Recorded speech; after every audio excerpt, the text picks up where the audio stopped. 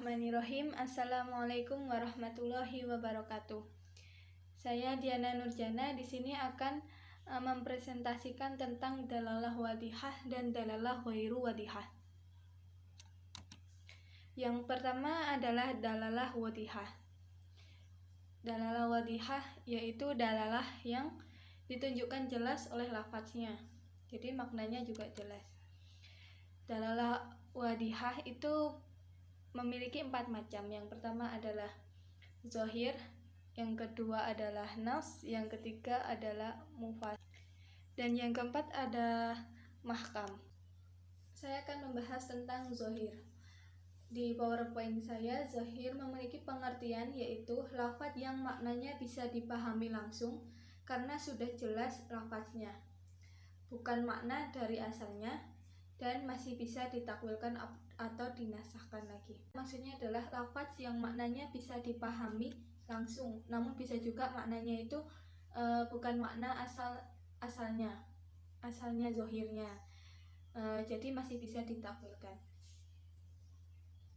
Sebagai contoh ayat di PowerPoint saya yang artinya, dan kamu takut tidak akan dapat berlaku adil terhadap hak-hak perempuan yang yatim bila mana kamu mengawininya, maka kawinilah wanita-wanita lain yang kamu senangi, 2, 3, atau 4. Kemudian jika kamu takut tidak akan dapat berlaku adil, maka kawinilah seorang saja atau budak-budak yang kamu miliki.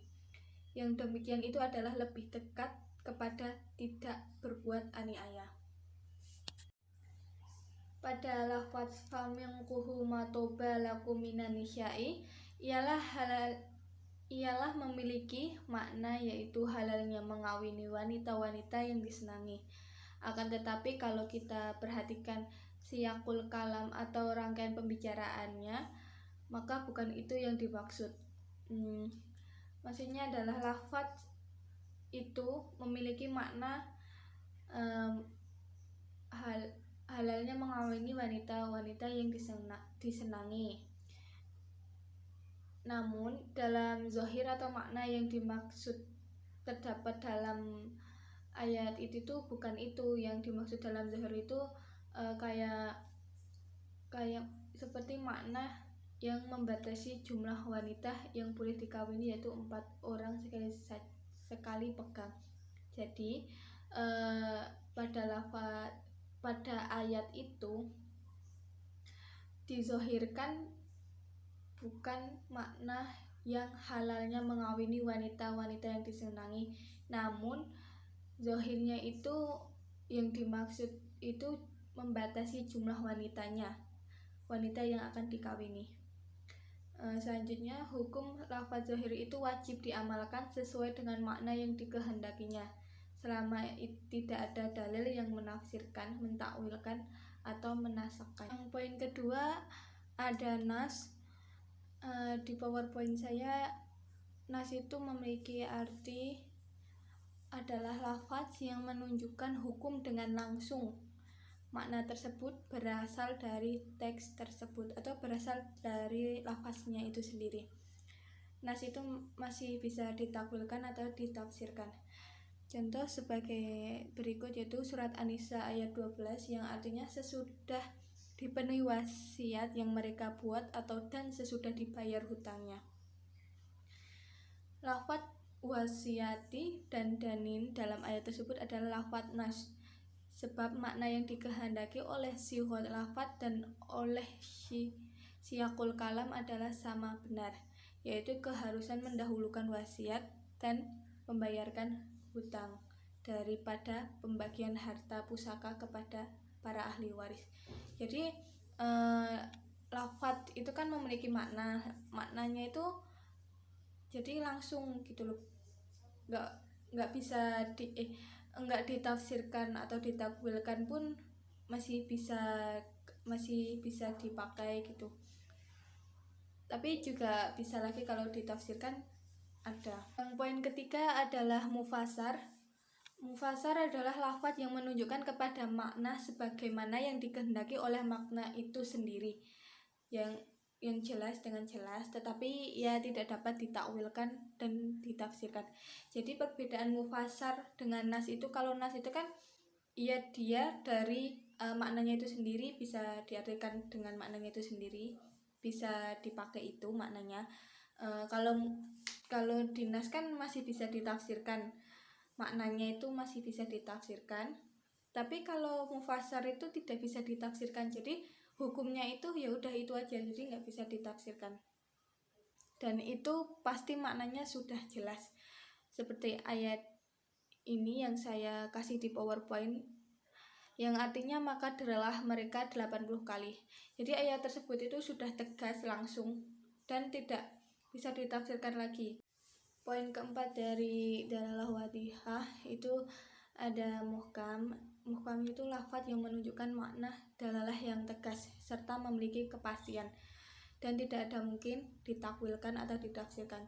Jadi lafaz ini tuh memiliki makna yang memiliki kepastian atau udah pasti atau nggak bisa diragukan lagi. Jadi ya udah itu kayak hukumnya itu nggak bisa ditakwilkan. Contohnya sebagai ayat berikut, yaitu dan Tuhanmu adalah Tuhan yang Maha Esa, tidak ada Tuhan melainkan Dia yang Maha Pemurah lagi Maha Penyayang. Jadi itu maknanya itu ya nggak bisa diragukan lagi, jadi udah pasti dan nggak bisa ditakwilkan atau ditafsirkan. Yang B adalah dalalah ghairu wadihah, yang memiliki arti lafaz yang tidak jelas artinya. Maksudnya itu nasnya itu bentuknya tidak menunjukkan kepada artinya gitu loh. Dalalah ghairu wadihah itu juga memiliki 4 macam. Yang pertama khafi, yang kedua muskil, yang ketiga mujmal, yang keempat mutasyabih. Yang pertama adalah khafi. Khafi itu lafaznya jelas, tidak jelas apabila diterapkan ke kasus tertentu namun memiliki makna yang sama. Seperti contoh yang sebagai berikut ini, yang artinya adalah laki-laki yang mencuri dan perempuan yang mencuri, potonglah tangan keduanya sebagaimana pembalasan bagi apa yang mereka kerjakan dan sebagai siksa dari Allah. Dan Allah Maha Perkasa lagi Maha Bijaksana. Ayat di atas itu membahas tentang hukuman bagi pencuri wanita maupun dengan laki-laki. Ketidakjelasannya itu timbul ketika menerapkan ayat itu kepada misalnya tukang copet atau jambret atau perampokan yang sama-sama memiliki makna mengambil hak orang lain gitu loh. Apakah hal itu termasuk ke dalam pengertian pencuri atau tidak?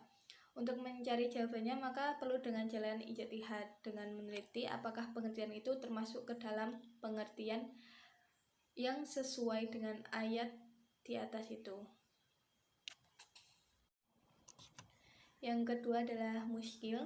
Muskil adalah lafaz yang tidak jelas pengertiannya, dan ketidakjelasannya itu disebabkan oleh lafaz untuk beberapa pengertian yang berbeda, sehingga untuk mengetahui pengertian mana yang dimaksud dalam sebuah redaksi memerlukan indikasi atau dalil dari luar. Jadi maksud dari pengertiannya ini adalah lafaznya itu tidak jelas pengertiannya, jadi bisa juga ada perbedaan pendapat antara ulama-ulama. Jadi ketidakjelasannya ini menyebabkan perbedaan makna dari lafaz itu sendiri. Contohnya seperti ayat di bawah ini. Ayat ini membahas tentang wanita-wanita yang ditalak hendaklah menahan diri menunggu 3 kali khuru. Tidak boleh mereka menyembunyikan apa yang diciptakan Allah dalam rahimnya. Ya seperti itu artinya. Ini tuh ayatnya membahas tentang khuru. Jadi dalam muskil itu khuru itu memiliki arti atau makna yang tidak jelas. Jadi terdapat penafsiran yang berbeda-beda dalam maknanya. Seperti yang dipakai Imam Syafi'i. Imam Syafi'i itu mengartikan khuru dengan masa suci, sedangkan Abu Hanifah mengartikannya dengan masa haid. Masing-masing mengambil kesimpulan berbeda, itu didasarkan kepada qarinah atau dalil dari dari luar. Jadi ketidakjelasan dari lafaz ini dan menghasilkan makna yang tidak jelas dan menyebabkan perbedaan pendapat pula. Ini perbedaan pendapat itu juga memerlukan dalil dari luar juga. Untuk memahaminya maka memerlukan ijtihad dalam mencari pengertiannya. Yang poin ketiga ada mujmal. Mujmal itu adalah makna global atau luas, penjelasannya tidak bisa diartikan dengan ayat itu sendiri, sehingga penjelasan bisa berasal dari sunnah Rasul. Maksudnya adalah lafaz atau ayat itu memiliki arti atau makna yang luas penjelasannya. Jadi ayat itu sendiri pun tidak bisa menjelaskan, maka perlu penjelasan dari luar seperti sunnah Rasul atau penafsiran yang lainnya. Contoh itu ayat di bawah ini. Di ayat tersebut membahas tentang seruan melaksanakan sholat, tapi di ayat tersebut tidak menceritakan bagaimana tata cara sholat, bagaimana caranya melakukan sholat, itu tidak dijelaskan di ayat tersebut gitu. Jadi maka bagaimana caranya tahu melaksanakan sholat itu perlulah dalil dari luar seperti sunnah Nabi. Itu dalam sunnah Nabi sudah dijelaskan bagaimana tata cara sunnah sholat. Jadi di mujmal itu memerlukan dalil dari luar untuk mengartikan makna ayat tersebut. Wajib, kalau dalil dari luarnya itu wajib. Yang keempat ada mutasyabih, adalah lafaz yang tidak memiliki kejelasan dari maknanya ataupun penjelasan dari luar dalil atau dari dalil luar. Jadi lafaznya ini tidak memiliki makna, meskipun di kitab itu juga tidak memiliki makna. Jadi maknanya itu tidak jelas, lafaznya pun tidak jelas. Sebagai contoh, ayat pertama di Al-Baqarah Alif Lam Mim, yang kedua Yasin, dan yang surat yang Nun, Sin itu biasanya di ayat pertama itu.